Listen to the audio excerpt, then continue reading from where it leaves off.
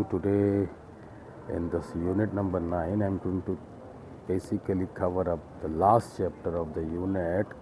पहले 9.3 किया, फिर 9.1 किया. Last for today is 9.2. This is capital structure, concept and determinants. देखिए कैपिटल स्ट्रक्चर क्या होता है. पहले तो आप इसकी डेफिनेशन पढ़िए. It refers to the relative proportion of different sources of long term funds. Proportion का मतलब होता है मिक्सचर, अनुपात, रिलेटिव मिक्सचर. भाई आपके पास मूंग और मसूरी दो दालें हैं, कहता सारी मूंग बढ़िया कि सारी मसूरी बढ़िया. और अगर मूंग मसूरी को मिक्स करना ही पड़ जाए तो किस अनुपात में उसका मिक्सचर आपकी कंपनी के लिए, आपके बिजनेस के लिए फेवरेबल होगा. Well that is capital structure. कि जो लॉन्ग टर्म लोन्स हैं, कुछ डिवेंचर से हैं, कुछ शेयर से हैं. सारा शेयर से बेटर है कि सारा डिवेंचर से बेटर है, लेकिन दोनों का मिक्सचर, शेयर और डिवेंचर का लोन का मिक्सचर आपकी कंपनी के लिए कितना फ़ायदेमंद है. Well that is to be done over here. देखिएगा आपके पास ना एक हल्का सा कुछ लोन्स का बाइफर्केशन दिया हुआ है कि सपोज़ इक्विटी शेयर से इतना लोन है, प्रेफरेंस से इतना, बोरोड से इतना, रिटेन से इतना, करंट से इतना. टोटल लोन आपके पास 10 लाख रुपए का है, जिसमें से करंट लाइबिलिटी 1 लाख की है, यानी कि लॉन्ग टर्म लोन ये 9 लाख का बना. तो अगर हमारे पास 3 कॉन्सेप्ट्स हैं. अगर को मैं बात करता हूँ फाइनेंशियल स्ट्रक्चर की. फाइनेंशियल स्ट्रक्चर का मतलब होता है it includes both long and short term, यानी कि 10 के 10 लाख का लोन इसमें इंक्लूड हो रहा है. लॉन्ग टर्म और शॉर्ट टर्म दोनों के मिक्सचर, दोनों के अनुपात को बेसिकली स्टडी करना इज़ फाइनेंशियल स्ट्रक्चर. पर अगर हम सिर्फ और सिर्फ लॉन्ग टर्म लोन्स की बात करें, 9 लाख के लोन की बात करें, well that is capitalisation. Capital structure क्या है? It refers to the relative proportion of different sources. Relative proportion का मतलब ये है कि क्वालिटेटिव एस्पेक्ट कब बेटर है. आपका शेयर्स और डिबेंचर्स या लॉन्ग टर्म से आने वाला जो लोन है, कुछ ब्याज वाला है, कुछ बिना ब्याज का है, इनका मिक्सचर सारा ब्याज वाला है तो बढ़िया, कि सारा बिना ब्याज का है तो बढ़िया, कि दोनों का 50-50 है, कि 30-40 की रेशियो में है. Relative mixture of these sort of loans is basically what sort of this mixture is better for the company. Well, that is something related to capital structure. Debt capital debentures हैं, ब्याज वाला कर्जा, और equity share capital है, बिना ब्याज वाला कर्जा. देखिए कॉस्ट एंड रिस्क है. कई बार आपको बता चुके हैं कि कॉस्ट जो होती है इक्विटी शेयर की ज़्यादा है, क्योंकि क्या पता 100 के बदले 200 का प्रॉफिट ले जाएं आपके शेयर होल्डर्स. कॉस्ट डिवेंचर्स की कम होती है, क्योंकि 100 के बदले शायद 1 या 2 रुपये का ब्याज लेके जाएंगे. जहाँ तक बारी आती है रिस्क की, रिस्क इक्विटी शेयर में है ही नहीं, क्योंकि प्रिंसिपल अमाउंट आपने कंपनी के बंद होने पे वापस करनी है. उससे पहले उसकी ज़रूरत ही नहीं है. प्रॉफिट होगा तो उनको दे देंगे, नहीं तो वो अपने घर, तुम अपने घर. उनके पैसों पे आप खुल के रिस्क ले सकते हो. डिबेंचर्स के पैसों पे आप खुल के रिस्क नहीं ले सकते हो, क्योंकि उसके ऊपर आपको मासिक ब्याज देना है. वो आपके सिर में दर्द है. रिस्क भी है डिबेंचर में. रिस्क ये है कि अगर आप डिबेंचर होल्डर का मासिक ब्याज नहीं दे पाए तो वो आपको कोर्ट में खड़ा कर देंगे. इक्विटी शेयर होल्डर वाले ऐसा नहीं कर सकते, बिकॉज उनको ब्याज उनके लिए एप्लीकेबल ही नहीं है, और प्रॉफिट में हिस्सा होगा तो उनको दे देंगे. Well this is basically debt capital and equity share capital relationship on cost and risk. बेटे नेक्स्ट फॉर दिस इज़, कहता है कि फाइनेंशियल लीवरेज और फाइनेंशियल रिस्क क्या होता है. लीवरेज होता क्या है? लीवरेज कहते हैं आपकी टोटल इनकम में फिक्स्ड खर्चों की मौजूदगी. मिसाल के तौर पे आपकी 10,000 रुपये मासिक आय है, लेकिन 2,000 रुपया मकान का रेंट जाता है और 300 रुपया बिजली के मीटर का रेंट है. बिजली का बिल तो जो आता है वो तो एज़ पर यूसेज है, यानी कि 2,000 रुपया रेंट ये और 300 रेंट ये, 2,300 रुपया आपकी इनकम में फिक्स्ड खर्चा है. ये लीवरेज है. ये बेसिकली इनकम से रिलेटेड नहीं है. आपकी इनकम हो या ना हो, ये तो बेसिकली आपको पे करना ही करना है. कहता ठीक है. फिर रिस्क क्या है? अगर लीवरेज को पढ़िए, कहता है it refers to presence of fixed financial charges in the income of the business. आपकी इनकम में फिक्स फाइनेंशियल चार्जेस की मौजूदगी. रिस्क क्या है?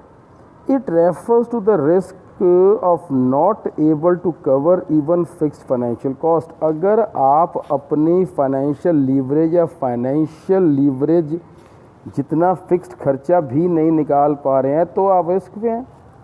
मान लो आपकी 2300 रुपये का फिक्स खर्चा था, लेकिन आपकी इनकम 2300 भी नीचे है, 2300 से नीचे है, तो that means you are at risk. देखिए, एक ना ये कॉन्सेप्ट है ट्रेडिंग ऑन इक्विटी। 2-3 बार ना प्रैक्टिकल क्वेश्चन आया है, सम्स को सॉल्यूशन का क्वेश्चन आया है इन बिजनेस स्टडीज़ का पेपर 3 to 6 मार्क्स। ये पढ़ूंगा मैं। Trading on equity means to raise the fixed cost capital, यानी कि borrowed capital, preference share capital या डिबेंचर्स को रेज करना on the basis of equity share capital so as to increase the income of equity share holder. ये कहानी क्या है, 2 minute मेरी कहानी, इसको समझना है क्या क्या नहीं है। देखिए, आपकी कंपनी में 20 इन्वेस्टर हैं, 5 इक्विटी शेयर होल्डर हैं, 15 डिवेंचर वाले हैं। सब ने तुम्हें 100 रुपया दिया, सबने तुम्हें 100 रुपया दिया। तुम्हारी पूंजी 2000 रुपये की है। इनकम जितनी भी आएगी वो सिर्फ 5 शेयर होल्डर खाएंगे, क्योंकि इनकम सेलिंग शेयर होल्डर का है। डिवेंचर होल्डर ने तो ब्याज व्याज लेना है। इनके 5 बंदे इनकम खाएंगे, 15 बंदे ब्याज खाएंगे उस 2000 की पूंजी से होने वाली इनकम के ऊपर। वक्त के साथ साथ मेरी पोजीशन स्ट्रांग होती गई और मुझे ये पता है मेरे यहाँ तो इनकम ने आना ही आना है। अगर मुझे और कर्जा चाहिए तो मुझे क्या ज़रूरत है शेयर होल्डर से और पैसा लेने की। उनसे पैसा लूँगा, इनकम तो आएगी आएगी, सारी वो ले जाएंगे। वक्त के साथ साथ मैंने 10 इन्वेस्टर से डिवेंचर के माध्यम से और पैसा ले लिया, यानी कि 5 इक्विटी शेयर होल्डर और 25 डिवेंचर होल्डर हो गए। जो भी पूंजी बढ़ी ड्यू टू डिवेंचर होल्डर बढ़ी, 2000 से 3000 की पूंजी हो गई। इनकम जितनी भी होएगी खाएंगे आज भी 5 ही शेयर होल्डर। वक्त के साथ मैंने डिवेंचर होल्डर से और पैसा ले लिया, 10 डिवेंचर होल्डर से और पैसा ले लिया, 100 रुपया। पूंजी 2000 से 3000 हुई, 3000 से 4000 हो गई। इस 4000 से होने वाली इनकम खाएंगे फिर वो 5 शेयर होल्डर, क्योंकि इनकम सेलिंग सिर्फ शेयर होल्डर का है। कहता है इसका मतलब ये है कि अपनी बेसिकली जो आपका fix cost, trading on equity means to raise fix cost capital, raise fix cost capital in order to increase income of equity share holder. इसका मतलब सिर्फ यही है कि आपने डिवेंचर होल्डर से पूंजी को बढ़ाया और उससे होने वाली इनकम बेसिकली आपने बांट दी इक्विटी शेयर होल्डर के अंडर। ये जो चीज़ें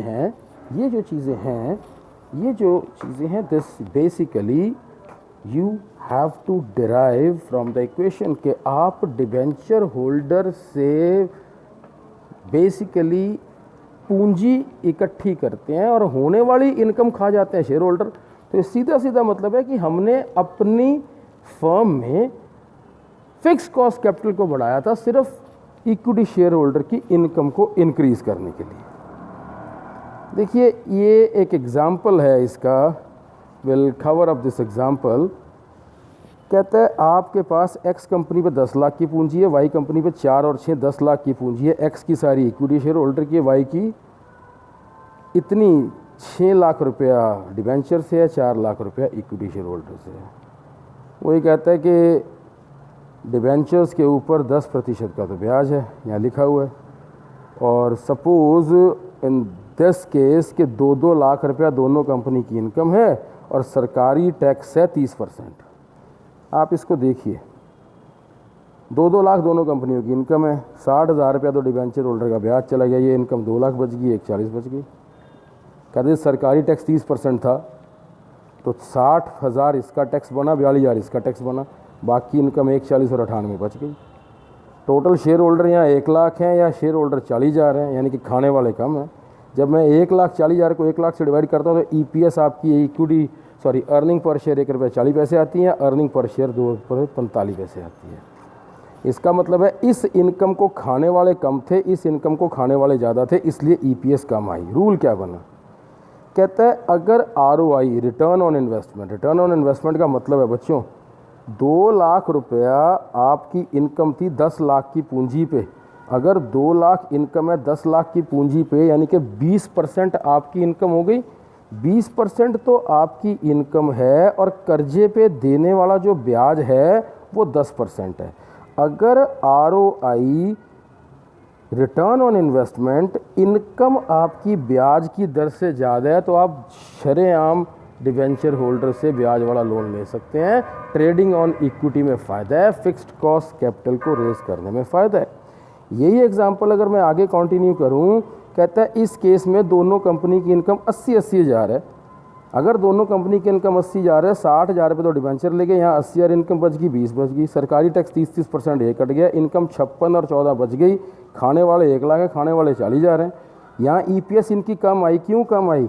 क्योंकि 80 हज़ार रुपया जो इनकम थी वो आपकी 10 लाख के ऊपर थी। 8% इनकम है, ROI 8% है, ब्याज की दर 10% है। अगर ROI ब्याज की दर से कम है तो आपको ट्रेडिंग ऑन इक्विटी में फ़ायदा नहीं है। तो यही इसका सिग्निफिकेंस है। Significance of trading on equity lies in the fact that if the company is earning more profit then it increase the earning of equity share holder. अगर आपके पास इनकम है तो ही आप इक्विटी शेयर होल्डर की income को बढ़ा सकते हैं। लिमिटेशन क्या है? When the company has regular earning. ये तभी पॉसिबल है डिबेंचर होल्डर से कर्जा लेना अगर आपके पास रेगुलर अर्निंग है। When the earnings of the company are higher than the rate of interest, अगर आपका ROI इंटरेस्ट रेट से ज़्यादा है। सो बच्चों, इस पर्टिकुलर लेक्चर में इतना कवर करिएगा इस चैप्टर में, then will continue same in the next lecture. Good bye, God bless.